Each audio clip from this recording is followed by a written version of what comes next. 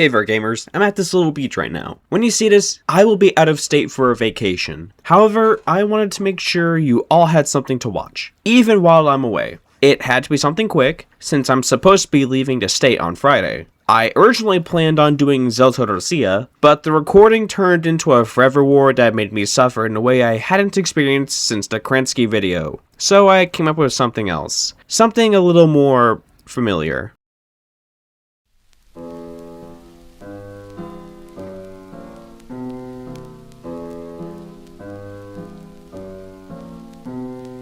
Темная ночь, только пули свистят по степи, только ветер гудит в проводах, тускло звезды мерцают. We've technically done the West Russian Volunteer Army on this channel before. At the time, 1.0 had just come out, and the WRA looked interesting to me. Specifically, I thought the Freikorps Gults that spawned there was interesting. I ended up doing 2 videos on that because it was a pain in the ass. The reason I'm doing the West Russian Volunteer Army again is that I originally wanted to do Zeltodorsia since it got content fairly recently, but the recording ended with a forever war that made me want to kill myself. So I opted to scrap the recording and do either the Bermontian Army or Transcaspia. I opted to do the Bermontian Army because we've done the other Baltic path on this mod already, so why not do the other one too? By 1922, the West Russian Volunteer Army was the last true bastion of the Russian Empire. Kolchak had appointed himself as dictator in Siberia, Kerensky's socialist revolutionaries went to the Far East, and Denikin and Kornilov controlled the South as dictators. The heart of Russia, alongside Poland and Belarus, is controlled by the Bolsheviks,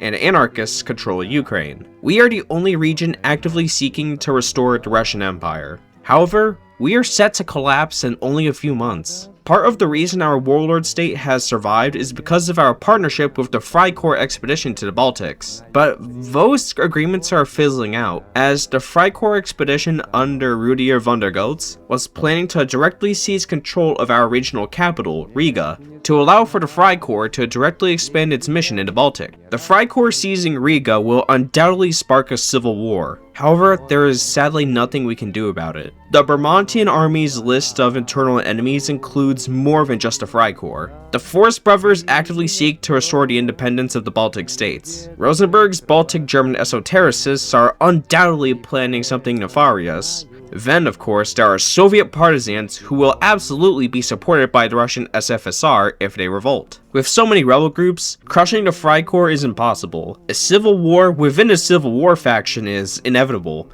and we need to prepare as well as we can. Although some generals wanted us to harm all of the groups within our borders, Bergman-Avalov decided we needed to focus on the Freikorps, being the second strongest military in our region. We know the Freikorps has a presence in Riga, so Avalov decided to discreetly relocate to another city and promptly blockade Riga. Next, we sabotaged some of their weapon stashes and promptly raided several more. This did a lot of damage to the Freikorps, but we couldn't delay the inevitable any further. Finally, the Freikorps seized the city of Riga in our East Prussian territory. The collapse finally arrived, as the other groups in the region rose after the Freikorps captured Riga. The Baltic Civil War is here. We managed to hold on to some of the north, but our regime is at risk of being destroyed by the Estonian brothers and the Soviet partisans. Luckily, the other factions are weaker than we expected. The Soviet partisans are fully dependent on Moscow, and the Forest Brothers are far too decentralized to effectively fight us.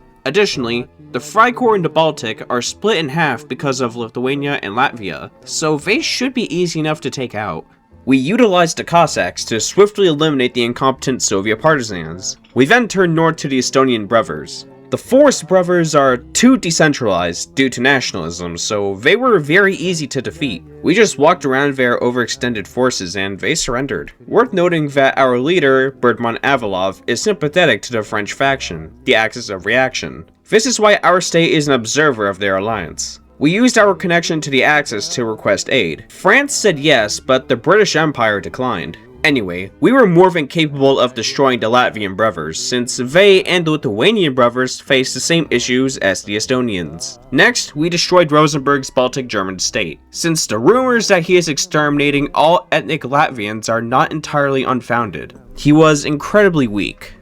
What a surprise. We moved to destroy the Freikorps. we managed to retake our capital, Riga, unopposed. The Freikorps had too few units, allowing us to break through their lines in Lithuania and let us capture Memel, forcing the Freikorps to surrender to us. Bermont-Avalov declared victory, restoring the West Russian Volunteer Army, but now with nobody on the inside to oppose us. With the brief civil war concluded in an easy victory, we need to begin preparing for our grand mission. As the last bastion of the Russian Empire, it is up to us to reclaim the Empire, one piece at a time. However, before we can even consider invading our neighbor, the Polish-Belarusian military district, we need to quickly rebuild our region and reform the army. We need to rebuild the cities, since that's where the industry is. Riga in particular, as our capital, will receive a lot of investment. The idea is that the city will undergo its own renaissance, making it the true pearl of the Baltic Sea. While we built up our nation, we also prepared to act against Poland-Belarus.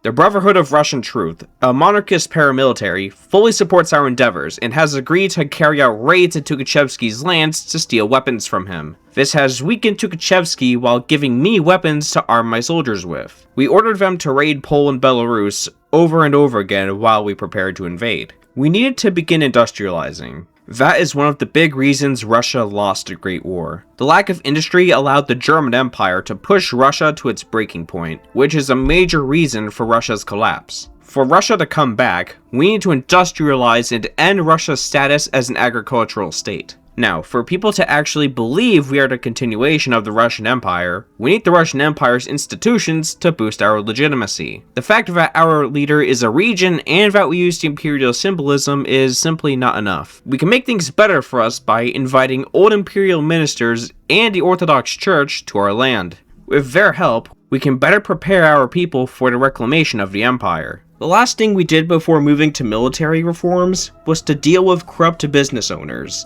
namely the Germans and, for some reason, the Jews. We also indoctrinated our schools to ensure communist thought never rises in people again. With that finished, we could begin army reforms. The mod actually gives you plenty of time to do them all, even though you really can't afford a navy and an air force at this stage. I used the downtime to just build up my army to make it comparable to Tukhachevsky's. I doubted we could make it bigger, but better tactics and an army roughly as big as his will be all we need. By January 30th, 1925, we decided it was time to begin marching into Tukhachevsky's land. The Brotherhood of Russian Truth had done several raids by then, giving us a sizable amount of guns from Tukhachevsky. We had also raised a bunch of militias to boost our efforts in the war. This was likely gonna be our hardest conquest since Poland-Belarus is much bigger than us, but we have nowhere else to expand to. It took a little bit of time for us to break through Tukhachevsky's front line, but we managed. In East Prussia, we were able to surround the city of Königsberg, but the Bolsheviks did not want us to have the city, so they tried to relieve the city of the siege, but they failed.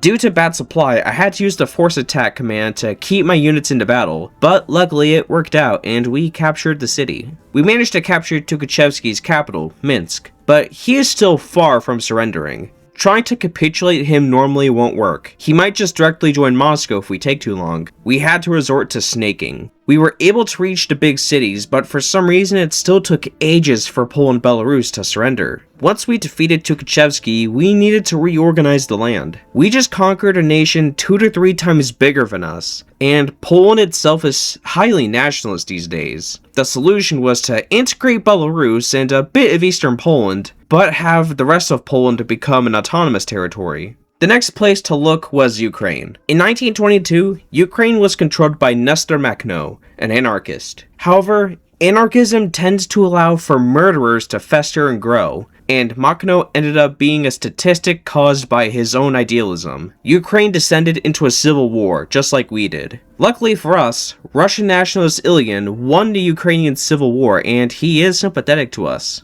However, his Russification policies were horribly received by the Ukrainian people, leading to Ilyin losing control over Ukraine. Now that we've become stronger with the conquest of Poland and Belarus, we were able to leverage that and convince Ilyin's remnants to join up with us. However, the rest of Ukraine needs to be pacified. Respectfully, there is no fucking way I'm manually justifying on all those warlords, so I used my magic powers to get around that. The invasion of Ukraine was really simple. None of the warlords were capable of stopping a united and strong military like ours, so we plucked them off one by one. Once Ukraine was pacified, we appointed Ilyin as governor general of the region. Next, we turned to the armed forces of South Russia. They're an interesting warlord, being that they're kind of affiliated with Kolchak's Russian state, but they're also highly sympathetic to the monarchist cause. They probably worked with Kolchak out of a lack of options, but we can give them an option. We proposed that they join us, and they did.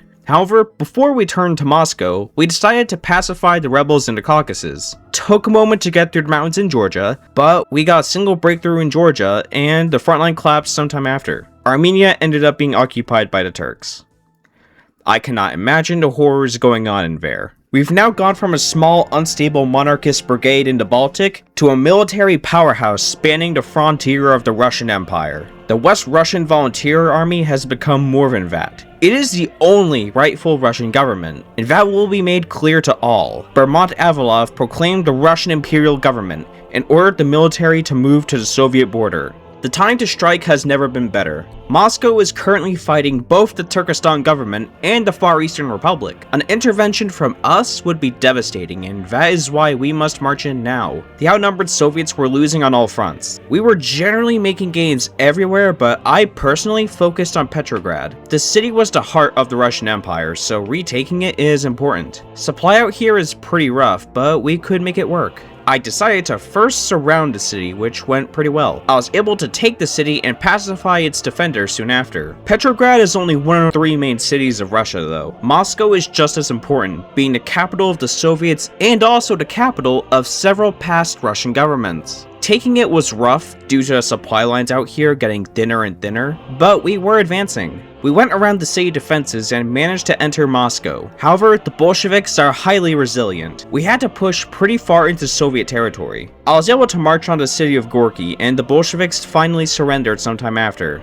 Despite technically having to share the spoils with the Turkestan government, they focused on fighting the Far Eastern Republic rather than the Soviets, so we were able to snatch everything in the peace deal. We're now undoubtedly the strongest faction in Russia. We control Russia's western territories and Muscovy. Siberia and Central Asia aren't exactly strong, being an empty tundra and a desert. We control Russia's industrialized lands. The Russian Empire is almost back, but before we go beyond the Ural Mountains, we have to commence some political change on the home front now that we control Western Russia. The main issue with reviving the Russian Empire is the issue of the monarch of himself. It was previously believed that the main branch of the House of Romanov was executed by the Bolsheviks back in 1918. There are other relatives of Tsar Nicholas II, but they might face issues of legitimacy. However, that turned out to not be true at all. In the town of Ust-Sozovsk in the Komi region, a young man was identified as Alexei II, the youngest and only son of Nicholas II.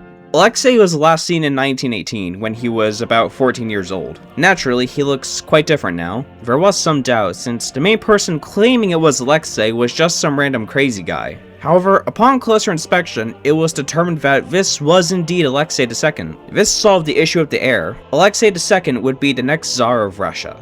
Bermont-Avalov also decided it was time to form some kind of parliament. He wanted one run by the nobles, but Alexei II did not want that at all. In his time in Ust-Sozovsk, he had taken a liking to democracy and a distaste for the ways of old. He used his newfound influence in the imperial government to push through the all-Russian Senate, leading to a coalition being formed between the democratic parties, though personally, he liked the Social Democrats. Pavel wasn't a fan of this development, but he knew he really wasn't in a place to challenge the next Tsar. Either way, he had bigger fish to fry. We did all the internal reforms we could at this stage, so the only thing left to do was to destroy the Russian federal government. However, right as I was doing the focus to declare war, they declared war first. Not really a problem though. I knew we were stronger, so I first tried a massive offensive. However, because of the mountains, I mostly saw progress only in the south. I focused on Orenburg because no mountains were slowing me down there. Supply was a pain, especially since I wasted a bunch of guns in my frontal assault, but I reached the Caspian Sea and managed to destroy the encircled federal troops, taking Astrakhan in the process. I had to switch to microwing the front line to not waste guns and to properly cross the Ural Mountains. I encircled plenty of troops in the mountains and captured nearby supply towns. After we captured the supply hubs around the mountain range, we began another big offensive. This time, without the defensible mountains, the federal government crumbled. We pushed them back relentlessly. The federal military wasn't very good. I was able to capture plenty of their generals, even without even trying. I absolutely wiped the floor with them in Central Asia. We destroyed a bunch of their forces in the region, leaving them in a super weak state once we were finished in that area. The only thing slowing us down by then was the supply. Once we reached Irkutsk, they finally surrendered to us, ending the Russian Civil War in a victory for the Empire. With the fall of the federal government, we could officially crown Alexei II as the Tsar of the Russian Empire, ending the civil war and bringing back the monarchy. So, what next?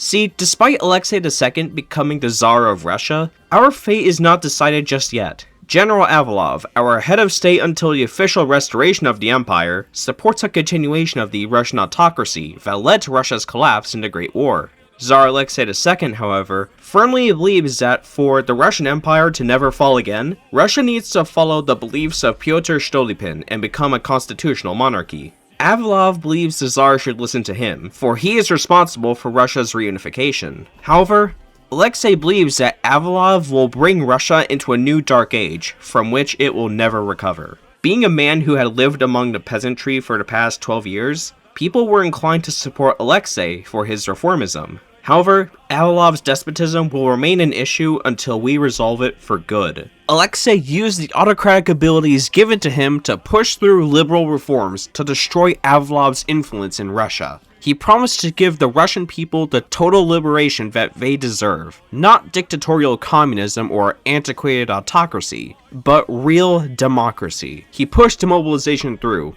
despite Avilov calling for increased militarization. Alexei never forgot the peasantry, even after becoming Tsar. He repaid them by choosing to invest in the countryside to boost local industry, despite Avilov calling for his cities to be built up. He liberalized the economy and even established a free press, something never heard of in Russian history. Alexei based a lot of political reforms on the concepts put forward by Stolypin, for he knew Russia did not need another Kolchak. Won't lie, this mechanic is kind of terrible. Avilov regains influence fairly quickly, and the balance of power menu only gives you 2 decisions that pop up sometimes to make reformist influence increase. Eventually though, I got enough reformist influence and could do the final focus to determine Russia's fate. With influence firmly secured for Alexei II, he was able to lure Avilov to what would end up being his resting place.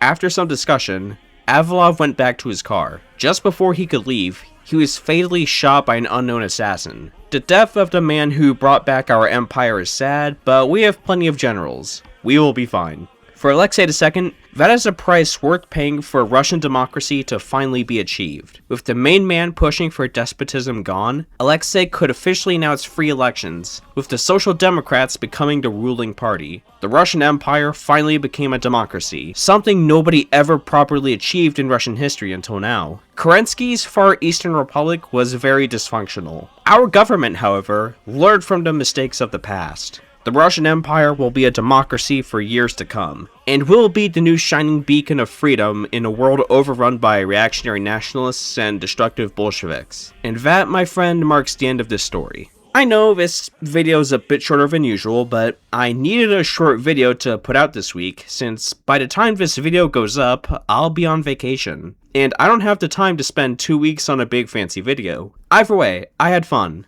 The content for the Bermontian army is pretty standard, but it makes for a nice and chill campaign. Anyway, I'll see you in about 2 to 3 weeks. Allow me to chill now.